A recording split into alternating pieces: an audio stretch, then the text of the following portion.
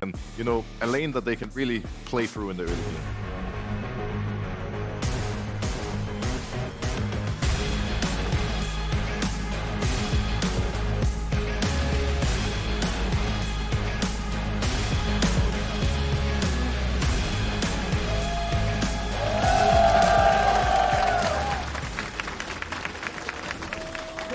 So since Blabber is clearing his own camps, that means that you can also expect your opponent in Spica to try to be doing the same thing. As M&S steps forward, looking for Vikla, but Spica's ready to gank. He lands the W2, he chases him through the flash there with a stun. Vikla wants to go in!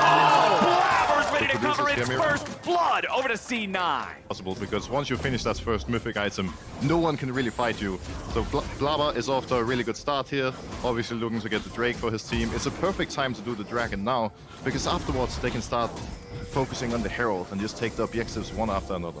Yeah, I always love seeing teams, if they can go for a Drake early, go for it before the Herald spawns, then you don't have to handshake and trade the objective, right? You can fight for it if you want to, or prioritize just getting extra pressure on the other side of the map if you don't. Spica walking mid, as M&S has this wave shoved up to the turret, just applying a little bit of extra pressure. All right, we do have attention on this Rift Herald immediately from the side of C9. Sven clearing out some of the vision of their opponents as Spica steps up to contest the Herald. Ayla and Vikla hovering shortly behind him, but there's still a decent amount of distance between the FlyQuest players. Now they move in. They've got more men here sooner. They went ahead and brought Prince over faster. FlyQuest are going to take over the river. Cloud9's going to be forced off. Blabber wants to go in and try to steal it. He doesn't get it. I like the attempt, though. It does cost him his flash, and FlyQuest take the Herald. Because in FlyQuest's side, they're scaling pretty much everywhere. You cannot give them a chance to buy time. Well, right now, Fudge is trying to buy time for Blabber to get in and help him out. Impact tries to go unstoppable, but Blabber swoops in, and again, it's Blabber ganking second and coming out on top. Spica tries to fight back here a little bit, gets the stun, gets away, but C9 win another solo lane and jungle 2v2. And I think if I'm Blabber here, I'm just gonna tell my team, guys, we cannot lose a fight anymore. Like, I am Divine Thunder Wukong, I am a raid boss at this point, and you just need to come and play around me. FlyQuest, obviously, you know, they don't want to give up anything for free. No, they contest. don't. Blabber immediately tanking the damage from Sejuani, but turning it around, and they kill off Ayla first. Berserker's keeping Prince away, and Spica is going to be chopped to pieces. M&S grabs the kill. C9 gets 4. Holy moly, it is nothing left for FlyQuest. They are being embarrassed on the Rift. On bot, you're giving up your entire bot side jungle if Fiora is going to farm now, and the Dragon. So, you know, they try to look for this scrap mass play, but because C9 is so far ahead and they don't overcommit, they have 3 people top holding off 5, and their other 2 are getting everything on bot side. Yeah, we're kind of seeing FlyQuest starting to crumble a little bit here under the pressure, and they're eventually gonna have to pull the trigger. That's goal 2 of them, so maybe Spica can do the same. We'll see.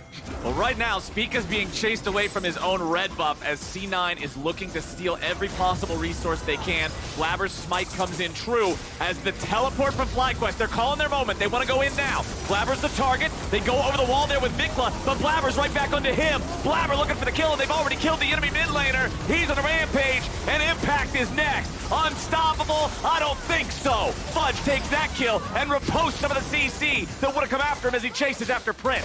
A wild growth is going to allow the remaining FlyQuest players to disengage. There's in pinks, there's extra plants on this Chemtech Rift.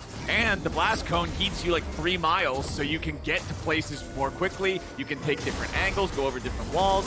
C9, again, pushing into enemy territory, looking to make sure FlyQuest cannot safely approach the Baron pit. Fudge and Sven go over the wall. If they can get Spica, they know it's not going to be a Baron contest anymore. It's just a Baron beatdown. Wild growth from the Lulu. Ayla doing what he can to make sure his jungler doesn't die there. Spica's hurt, but he's not entirely out of the picture just yet. Berserker goes in here from the flank. They're going to force FlyQuest back out. The flash from Ayla, the flash from Spica, both had to be used there to survive. The blast cone gets popped. So now if Spica wants to go in, it's got to be an Arctic assault over the wall, and it's a one-way trip. It's just so easy to zone him out, though, right? You know, if you don't have flash, it feels so difficult to ever get in. They see him coming over, so if Fiora can just go over the wall and start to actually push him away, they have the stun on Sven, they're just going to finish the Baron and look for the fight. Yeah, they're going right in. They throw the Whirling Death over 3 or 4 players at FlyQuest. They find a little bit of damage. They're not going to force anything further right now, but they've got Baron for the next 3 minutes. minutes. Fire. Tier 3 turret in the top lane could be their next target if they want to go for it, but they may not even need to. They got 2 minions, 2 waves of minions crashing at the exact same time. C9 pushing towards Nexus turrets now. First one's about to melt. Vikla goes in, but the Akali is about to die before he even drops the smoke. Ayla gets popped, and now Prince is about to be next. He can fall back, but the turrets don't move, and that means they're both out of the picture. Spica tries to tank up here on the front line, but Cloud9's got way too much damage. Prince wants in, but Berserker wants him out. He goes on a killing spree and takes out Vikla. Prince flashes back in the fountain, but it's all he can do. Spin and Berserker keep him zoned away, and Berserker nearly getting him, but it won't matter. It's 12-2. It's a C9 win.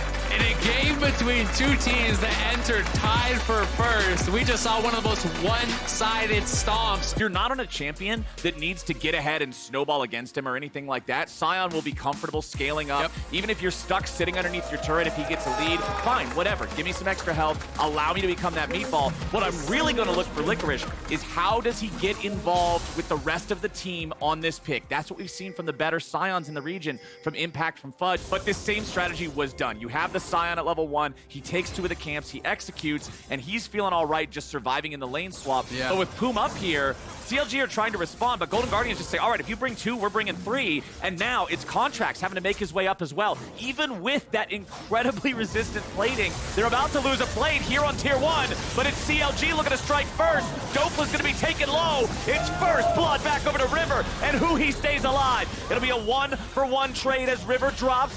6A's still trying to fight it out. Poom's at 200 HP, but a teleport's coming in. CLG's ready to punish, but Golden Guardian sidesteps. Can they get away even further? Beautiful death sentence from Huhi to get 6A out of the W2 from Sejuani, but now he's got to walk away as well. Gory and Palafox both under 100 health, while 6A keeps getting chased. He can't get one back, and CLG's got a 2-for-1 kill lead. Golden Guardians about to lose their support, and Palafox gets the money next. Oh my god! Had Golden Guardians been able to actually stop Dokla from getting any of those kills, Dokla would be completely out of the game, but now... Oh boy! Big Dokes gets caught by some chain CC, and that boy is spider food! River gets another B. Unfortunately, he had the 2 colors that were none of those colors, so not quite the ideal situation for a fight like that, but it's hard to get the gun swapped out any faster that early, as CLG is now going to go for the first Drake of the game. They're going to get this before Rift Herald spawns. It's what we were talking with Roxa about in the previous game. It means you don't just have to handshake the neutrals, and you can also fight for that second one here in a minute or 2. Yeah, absolutely. And I mean, we are really in just a normal game state now. You're trying to contest this. Now they're going to walk back in, having the backup from Luger and Poom. Yeah, absolutely. But all 10 members are up around here. Sion is still staying up. You know, both bot lanes are up on this top side. We could just have a massive fight break out here. It's Licorice kind of starting it off, but they're going to go in on this Sion. They don't want to overcommit onto the meatball. We've seen this mistake so many times in the LCS. Glacial Prison hits Huhi, but there's no follow-up. Now they try to counterattack. Licorice's ulti not quite hitting the mark. Dokla uses the Soul Unbound, but doesn't get a whole lot of damage with it. Golden Guardians has control over the Herald. Moonlight Vigil not going to find anything, but the only thing it needed was to force them back. They just make CLG step far enough away. There's no contest on the Herald. Then all of a sudden, Jace has a free angle onto your backline, and if they don't commit, then he gets free shot blast as he was actually getting from that spot. Sion was in a spot where, you know, only person that could really commit was onto him, but a great hook on a Contracts. They're ready to dive. The turret's still not down, but I don't think they care too much. Contracts is low. He's going to get eliminated, but now River gets picked up in return. It's jungler for jungler. CLG defending. Licorice needs to run. He flashes over the wall to get out. To avoid that Blade Caller, but we're back to live. It's on the Dragon. Right back to the tank we go, and River's killed before they can do anything else about it. Golden Guardians have lost their jungler. The Drake hasn't been taken out yet. It's a double kill back over to Luger, and now Stixay drops next. CLG got exactly what they wanted. Yeah, they got everything there. Stixay even Gale forcing in to try to finish off Luger, but that is the second time in as many fights. Luger is surviving with probably 100 health max in these last 2 fights. He lives in both of them. And Stixay now is falling behind here. You can see Luger all of a sudden, a couple hundred gold ahead. 2 dragons now in the back pocket here of CLG. And they are finding themselves in an enviable position in this very important game. As long as they can scale that Yone up, he's going to be so scary later on in the game. But it's CLG now looking for another neutral objective. With 2 Drakes under their belt, like you already said, remember the Golden Guardians were able to claim that first Herald. but now CLG is going to stop them from being able to get the second. So 3 out of 4 early neutral objective control, for the side of CLG feels really good on top of that 2,000 gold lead. Which kind of got him the early Stork boots, but he hasn't been able to really make anything happen since then. It's actually said one that's in a good spot, but oh my god! As This play Dokla brought to you by Grubhub. head start to frustrate you.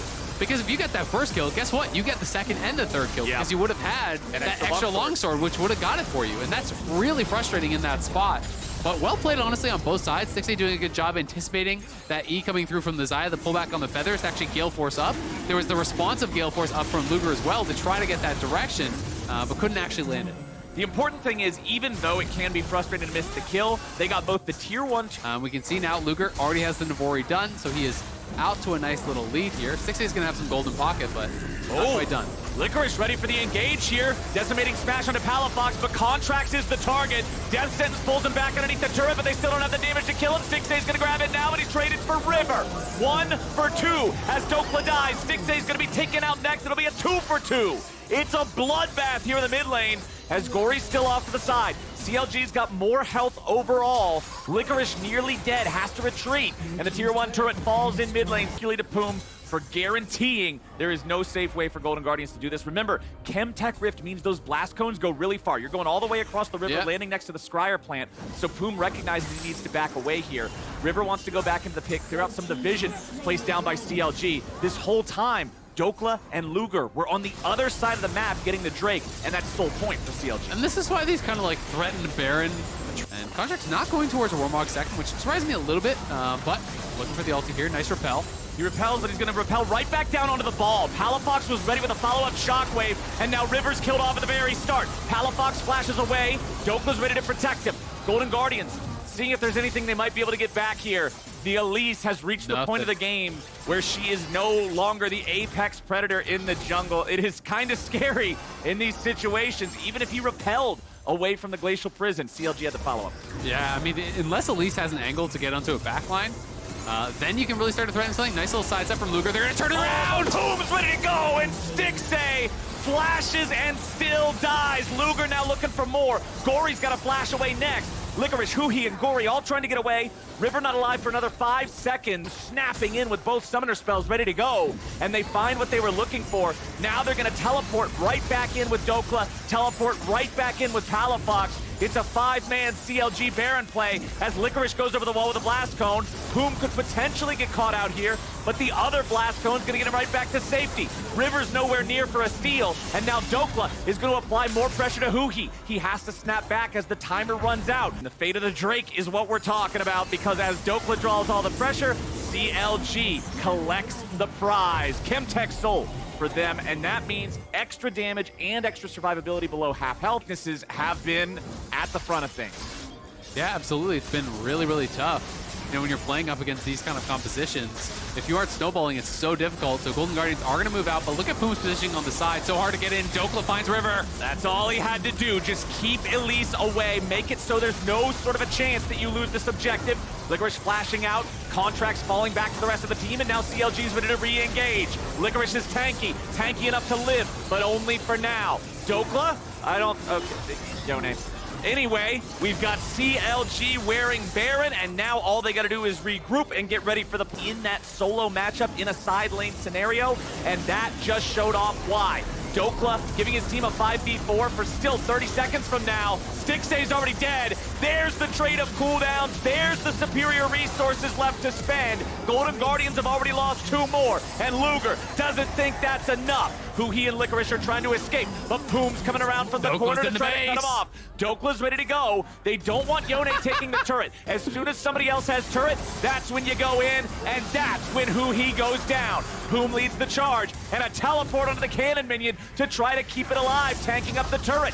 Licorice knocks it away, so they'll at least target the others, but now he's stuck running back into the fountain. Luger, unstoppable.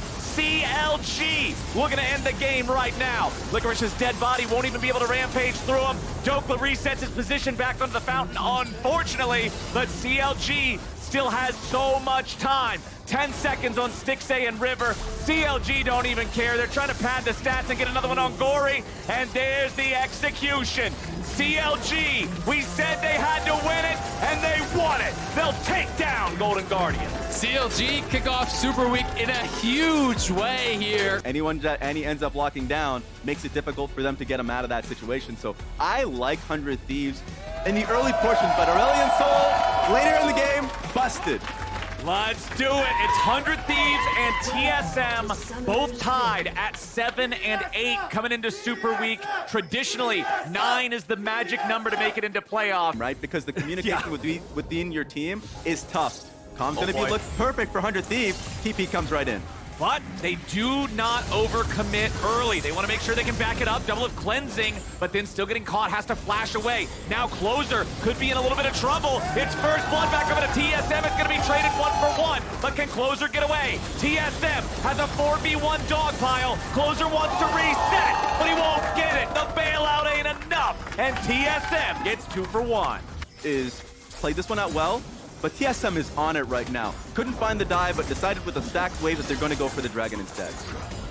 And I think generally with these two comps, there's a limit to how much craziness we're going to see in the early game. Like, there's not too much spice in the draft. Yeah. So it's going to be very centered around the dragon. Now next up is going to be the herald, of course. So what we need to keep an eye on in these next couple of minutes is how look at using it for, you know, sending Sion down to the bot lane. Yeah. With do a little swap, because Jinx and Renasa desperately need space as well. Yeah, and Circlu's coming balling. Oh, he lands the meteor, and Doublelift and Busio have to run, but Doublelift just gets shredded by Aurelion Sol. Maple's on the board, and TSM are feeling good. They are targeting Doublelift. For speed buff might play a role here. Tenacity's gonna step up and be the front line for 100, but it's Bjergsen who just gets caught. The falling star guarantees it, and Maple goes on a killing spree. TSM has killed the enemy mid laner, and with Bjergsen out of the picture, they feel confident to continue working towards the Drake.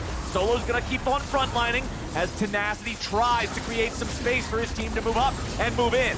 TSM had to spend a few ultis there getting the kill onto Bjergsen, so now what can they do? They still want to stick around, they still want to fight for the Drake, they know they got a 5v4, but they got to be careful. 100 Thieves is going to have their mid laner ready to TP back here soon. Solo's taken low, but he won't die yet. Closer goes in, and he takes down the enemy top laner when he gets away with it.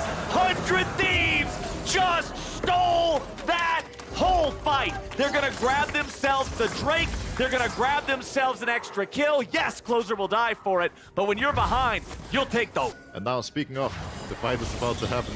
They're starting up the Rift Herald now. It's really, really difficult if you look at the minimap for 100 Thieves to walk in. Like, TSM just has full control. They have a lot of ways of hard engaging. And I think 100 Thieves makes the right decision, not even going for it. You can also see on your screen, there's 1.5 minutes for Drake. That needs to be the next focus point. That is where you can set up a good fight. Because now, TSM used up most of their... Both sides backing away. Both sides just trying to see if the other guy's going to make a mistake. You're going to see Solo wanting to retreat, but Closer jumps in on him before he can complete that recall. Solo, once again, trying to get back to the base. He does not have a teleport to rejoin. It will be a long walk. The rest of TSM is just trying to hold 100 Thieves at bay. Now, once again, Maple starting up the objective. Boogie's in the pit. TSM controlling it for now, but keep your eyes on Tenacity and Bjergsen. They're the ones who might be able to make this happen. There is no Renata ulti. Boogie jumps over the wall. The Drake is low. Now Boogie jumps back in with a blast cone, and that should be Drake for TSM. Very smart, discipline from TSM side, especially from Boogie that's recognizing their only shot is a smite steal. So there it is. It's going to make the next fight a little easier. So once Sejuani's ultimate's going to be back up, even better. Maple's looking for him now. They're trying to make sure they don't let him escape with the ulti. Solo body blocked it, so Tenacity could not disengage, and now they're just going to have Maple try to stick to him here for the damage. They do a good job on Tenacity's part, at least interrupting the Breath of Light at first, but we're at the point where you can't interrupt it enough. Maple goes on a rampage, and Tenacity goes back to the spawn platform. But take a look at this. That's Flash Recon, that ulti down. They're just going to go for the fight. Boogie's coming around from behind. Tenacity's stuck on the front line here, but Maple's really the only one that can kill him. Hostile takeover flies out, but the skies descend on 100 Thieves. TSM still separated from their own jungler. The Drake's going to be pulled out. Boogie wraps all the way around to join back up. TSM and 100 Thieves staring each other down. Some ultis spent on both sides. Who's gonna make the first move here? Closer still has Cyclone. Bjergsen still has his ult. That is huge. Everybody on TSM not named Solo does not have an ulti to work with. Over the wall comes Boogie. Chime's ready to go too. Closer's getting locked up. He wants the damage on Turtle. He won't be able to find it. He doesn't get the reset. Turtle goes on a killing spree. And the Drake goes to TSM. You need to do something else. You need to try to regain control on the other side, because now, because TSM is in a better condition, they're just going to immediately start. Okay! Just sent it straight down the river. He teleported in, disrespecting 100 Thieves. But the Thieves were ready to respond instantly. Remember that Chime has no ulti. He tried to use it chasing after Bjergsen earlier, so they don't have the Rakan ult for a counterattack. TSM goes for the Baron. They get punished, and it's Solo who dies for it. Yep. Chill.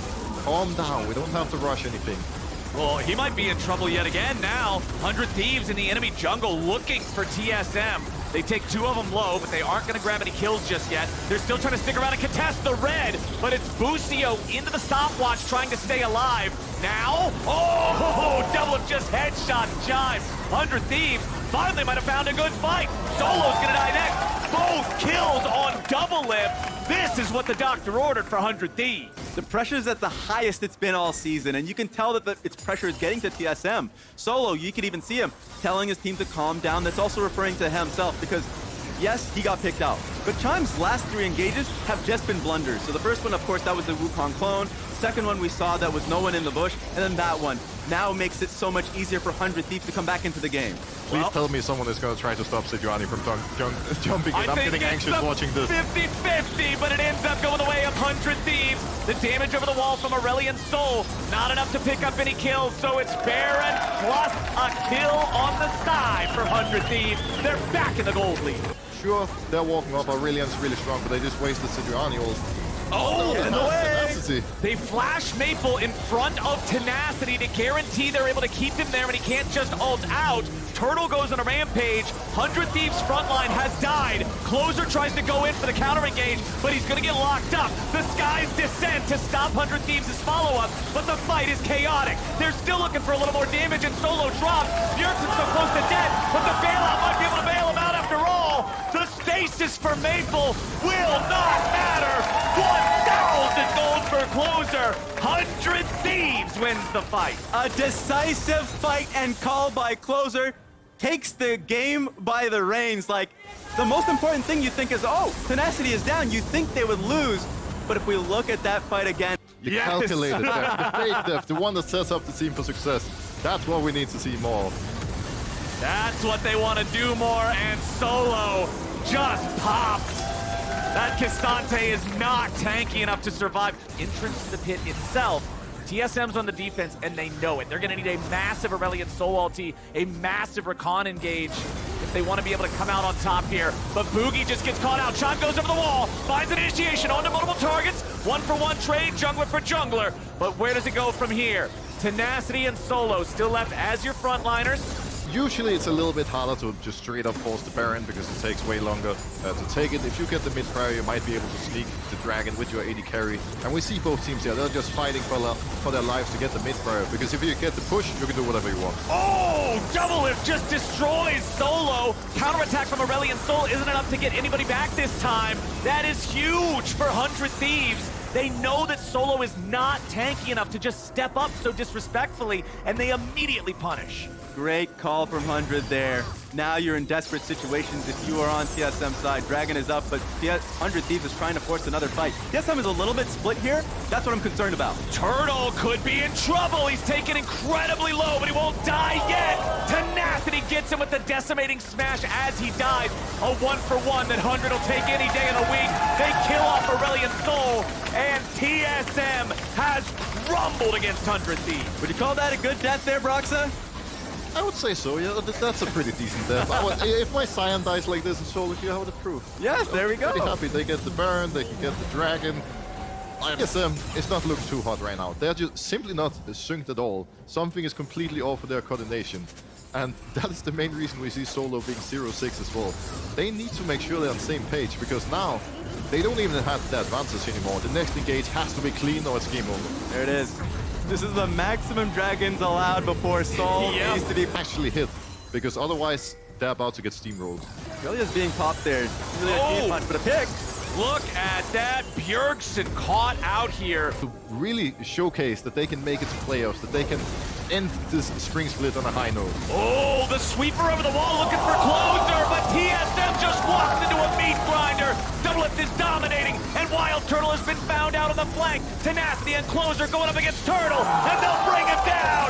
That might just be it, TSM. They thought they had the angle, they thought they got the drop on him, but Doublelift said, hell no. And all of a sudden, I think the Turtle is not so wild anymore. I would be pretty sad if I was in his position.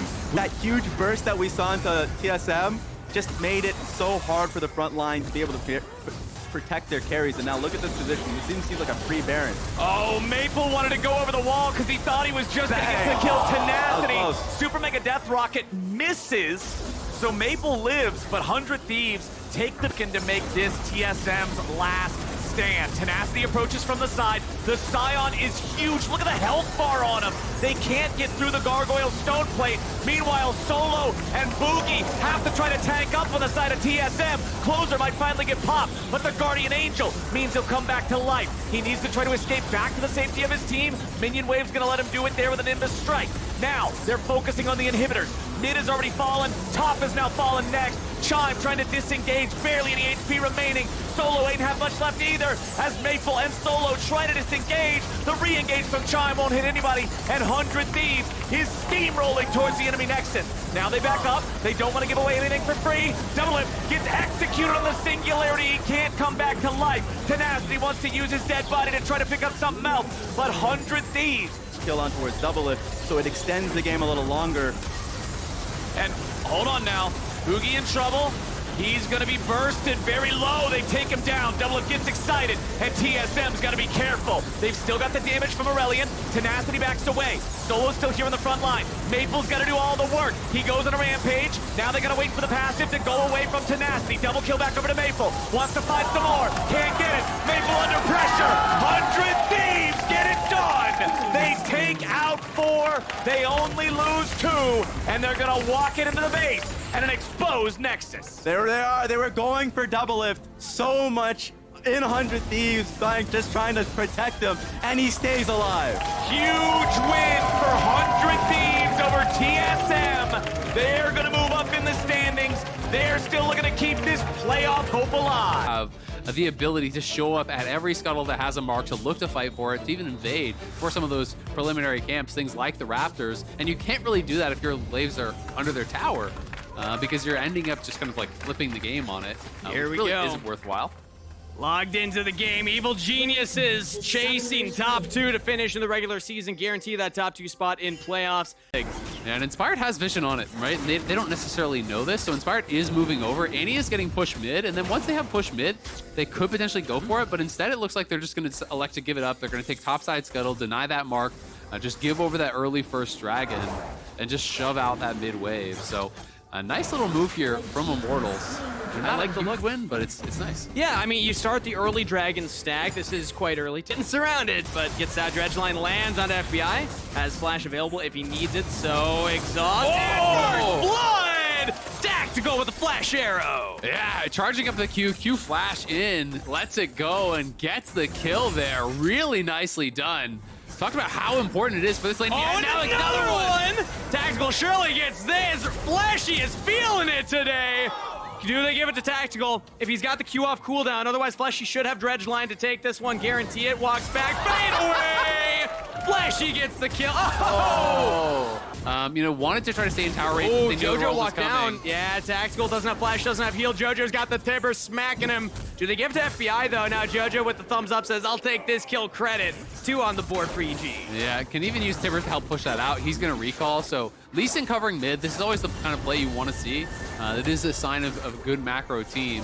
When you have someone roaming, you have to have someone else covering those waves, so you're just losing out on too much. So end of the day, it is 2 for 2 on that bottom side. 1 kill to the Annie, 1 kill to the Lucian. So EG coming out all right, but it is an early lead. Revenge, all out. This is ambitious. Okay, doesn't get it. I think they might be down to bite it. I mean, they have Galio ult, they're getting mid push, and I feel like they're in a spot where they're comfortable to do it because Tactical has his flashback as well. Inspired is just going to go back to base. This is just going to be sacrificed. Wow, Wow, that is 2 dragons in a row that Evil Geniuses just are not interested in contesting, just given to Immortals. Yeah, it's honestly a little bit surprising. Needs to stack up this stun. Vulcan and Inspired. Actually, they're probably looking for Kenby, assuming that the Kindred might walk up here. Yeah, his red is up, so they're expecting that he probably is pathing up towards that. But I mean, if they can get this crashed and no one shows, they can definitely look at this dive. FBI's nearby too, has the coin available. Tibbers use stun and a chain CC. Vulcan gets the kill credit. Successful dive for EG. Yeah, we'll see. I mean, Revenge has been able to open up a pretty significant CS lead, so is making the most of this counter pick that he had. We'll see if he can actually extend that into a team fight advantage, because that is where I think it is very difficult for the Cassante to make it happen. But so far, it's just EG giving up another objective here, and they're getting nothing on bot side. If you look at where the Lucian is on the map right now, Lucian's just heading down towards bot. You're not trading for damage on the tower. You're not even trading for lost minions. He's maybe going towards Kraken Black Cleaver or something along those lines. Fleshy over the wall.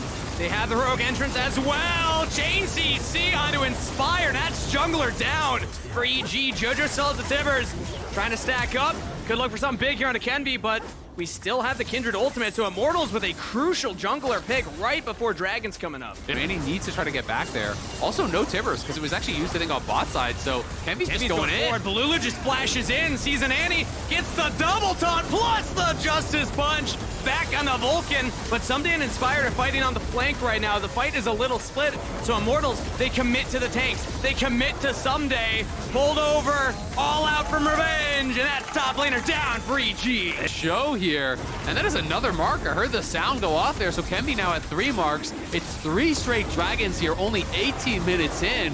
Immortals really starting to run away with this one, and EG, I think it's going to be hard pressed to kind of get their way back into it. And this is the moment, one item for everyone on EG that you had been setting up as their ideal scenario. This is where their composition, Revenge can just ult Inspired out of the pit. Remember, Bolulu's still over the wall. He was spotted though. They actually stepped out of the brush. They know he's there now. Jojo has stun, but he still does not have the Tibbers.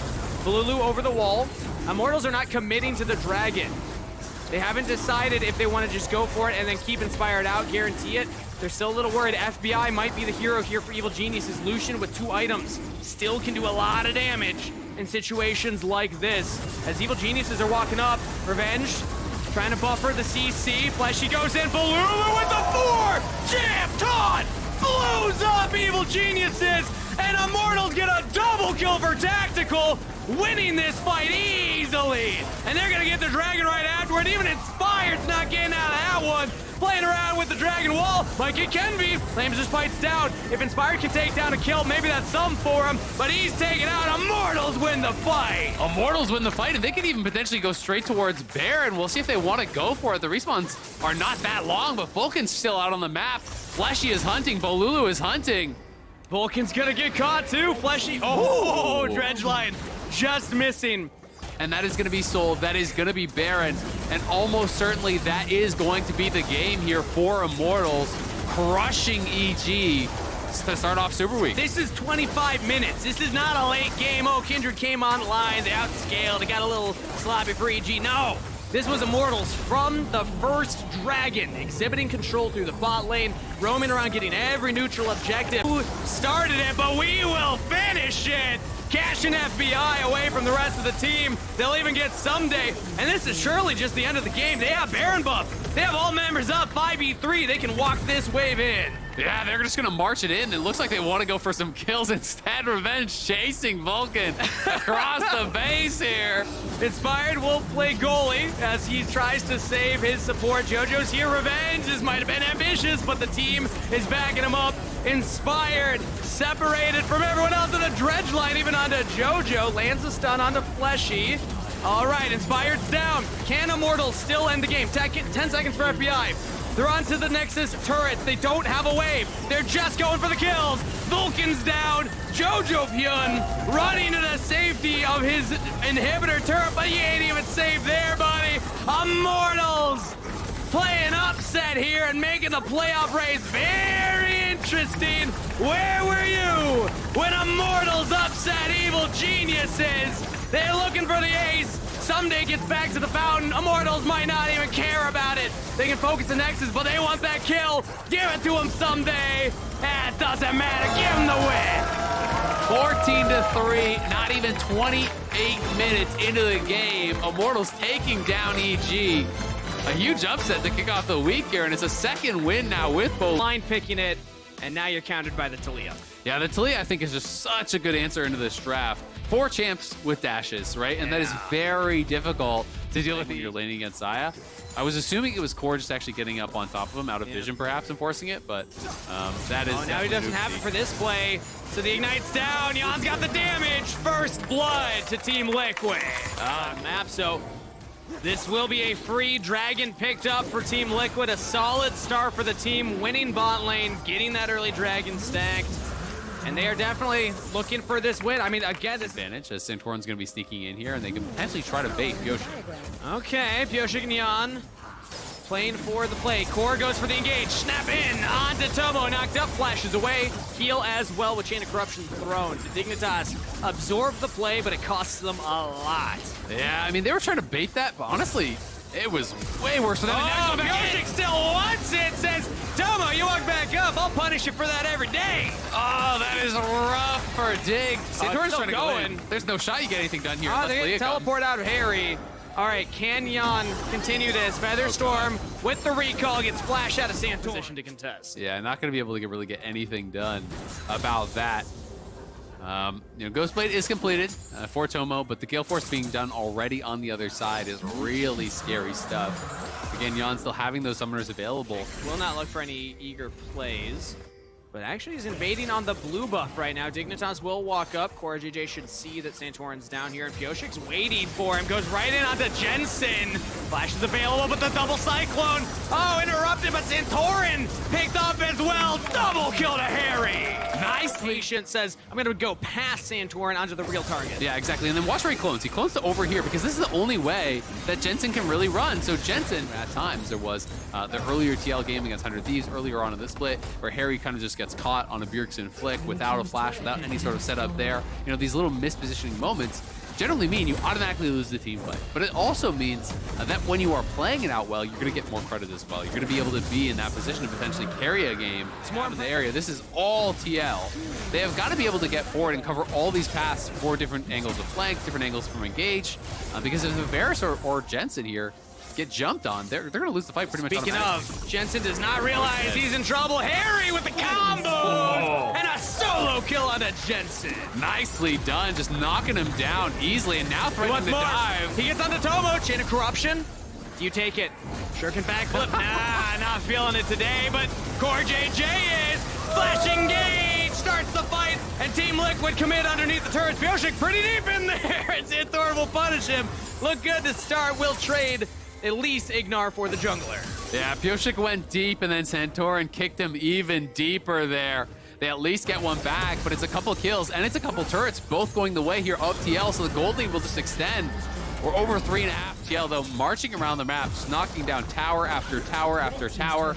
And there is the I wonder how many assists that's what I'm actually curious. It's probably massively above or below 5%, as maybe Summit could get caught here. Flashes are going to go over the wall, and all out says you're not going anywhere. Santorin gets the kill credit. That was. Okay, he backflipped over the wall. Where is he now? Did he get into the brush? Santorin's going to walk up. Oh, he's still not spotted. Oh, they got him.